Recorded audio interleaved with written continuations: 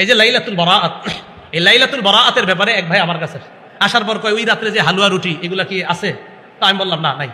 তা ওই ভাই আবার প্রশ্ন করলেন, ওই রাতে হালুয়া রুটি বেজি বানানো হয়, সাপ বানানো হয় রুটি দিয়া, আরো অনেক আকৃতি, ঘোড়া, বাঘ, ভাল্লুক, এগুলো ঠিক? আমি না, ঠিক না তো। ওই রাতে যে গোসল করলে মাথার পানির চুল পড়লে, মহিলাদের চুলের এই পানিগুলো পড়লে প্রত্যেক ফোটায় ফোটায় নাকি ঝরে যায়, মুকসুদুল মুমিনিন না আরো কিছু বইয়ের নাম লেখছে, ওইগুলাতে আছে, এগুলো ঠিক? না, এগুলো তো ঠিক না।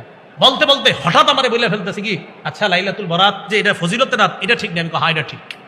কে বলছে? আমি কই নাসিরউদ্দিন আলবানী রহমতুল্লাহ আলাইহি বলছে। তো যখন আমি বললাম নাসিরউদ্দিন আলবানী রহমতুল্লাহ, নাসিরউদ্দিন আলবানী বলছে? হ্যাঁ, নাসিরউদ্দিন আলবানী রহমতুল্লাহ বলছে। কয় হুজুর শিওর আপনি নাসিরউদ্দিন আলবানী বলছে? আমি তো ভাই সত্যি নাসিরউদ্দিন আলবানী বলছে। শোনেন, নাসিরউদ্দিন আলবানী আমাদের দলিল না, আমাদের দলিল আল্লাহ রাসূল। এই কথা বলছেন যে আমি দেখেন এটা উনি এই সত্যি উনি এই কথাটা বলছেন। তা আমি বলি যে হাদিস সহি দুর্বল এটা তো কোনো না কোনো ইমাম বলছে, ঠিক না?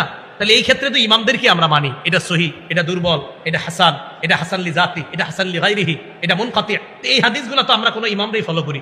তো আমি বললাম সহি বলা দুর্বল বলার ক্ষেত্রে কি উনি ইমাম ফলো করেন না?